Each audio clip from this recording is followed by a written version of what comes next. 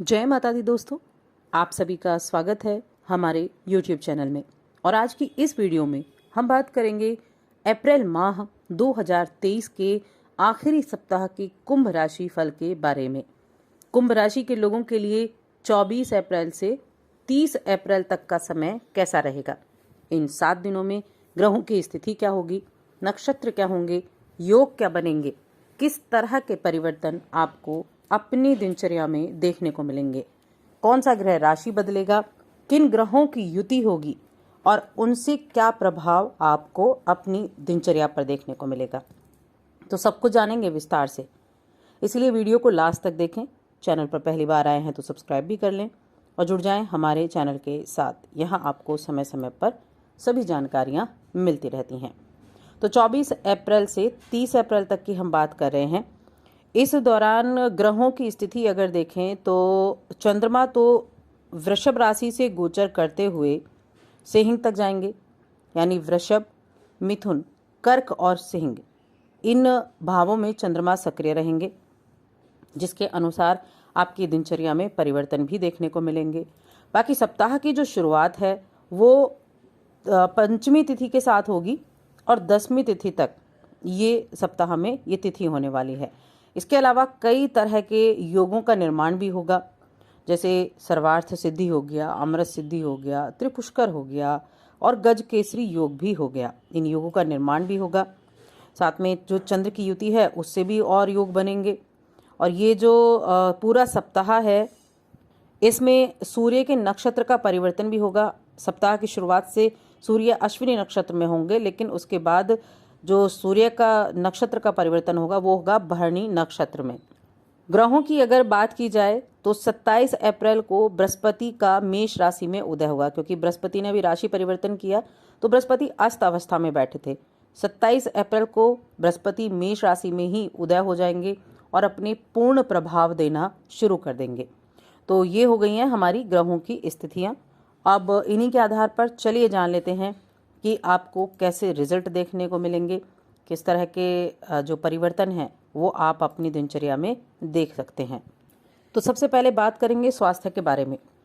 स्वास्थ्य के मामले में अगर देखा जाए तो इस सप्ताह में आपके लिए ठीक स्वास्थ्य रहेगा, क्योंकि इस पूरे सप्ताह में आपकी राशि के स्वामी की जो दृष्टि है वो आपको कोई भी बड़ा रोग नहीं होने देगी। शनि जो आपकी लगन में बैठे हैं और उनकी दृष्टि आपको हर तरह के रोगों से बचाने का कार्य करेगी। छोटा मोटा हेडेक वगैरह हो सकता है, लेकिन कोई भी ऐसी परेशानी नहीं होगी जिसकी वजह से आपको अपने काम में कोई दिक्कत महसूस हो। और जैसे जैसे सप्ताह आगे बढ़ेगा तो आपको अपनी सेहत में और अधिक सकारात्मक बदलाव देखने को मिलेंगे। आपकी चंद्र राशि में बृहस्पति राहु के साथ, यानी तीसरे भाव में बृहस्पति राहु के साथ विराजमान है। साथ ही बुध भी हैं और सूर्य भी हैं।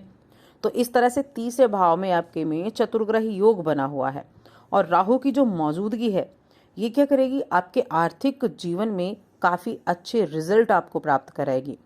आप इस सप्ताह की शुरुआत से ही खुद को नए रोमांचक हालात में पाएंगे और इससे अच्छे स्तर पर आपको आर्थिक फायदा भी पहुंचेगा। और आर्थिक फायदा पहुंचेगा तो आर्थिक स्थिति पहले से कई गुना मजबूत होती दिखाई देगी।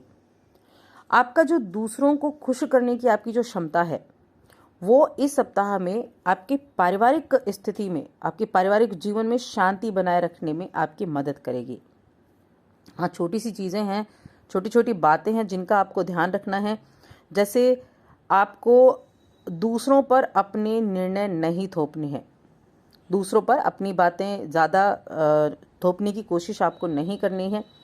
और जो आपका कार्य क्षेत्र है उसमें आपको शानदार परिणाम देखने को मिलेंगे। फिर आप चाहे नौकरी करते हों, व्यापार करते हों, दुकानदारी करते हों, तो उसमें आपको शानदार परिणाम देखने को मिलेंगे, क्योंकि आप अपने अनुशासन और अपनी कड़ी मेहनत के बल पर अपनी कार्यक्षेत्र की हर कूटनीति रणनीति को भेदते हुए पद में वृद्धि प्राप्त कर पाएंगे, वेतन में वृद्धि प्राप्त कर पाएंगे, अपना एक नाम अलग से आप कमा पाएंगे। इस राशि के जो स्टूडेंट लगातार मेहनत करते आए हैं उनको अपने स्कूल से सम्मानित किया जा सकता है। इससे आपके मान सम्मान में भी बढ़ोतरी होगी और साथ ही आपके परिवार को आप पर गर्व होगा। अब इस दौरान कई तरह के योगों का निर्माण भी है, कई तरह के योग भी बनेंगे, उन योगों का प्रभाव भी आपको देखने को मिलेगा। साथ में कुछ नेगेटिव चीज़ें भी रहेंगी।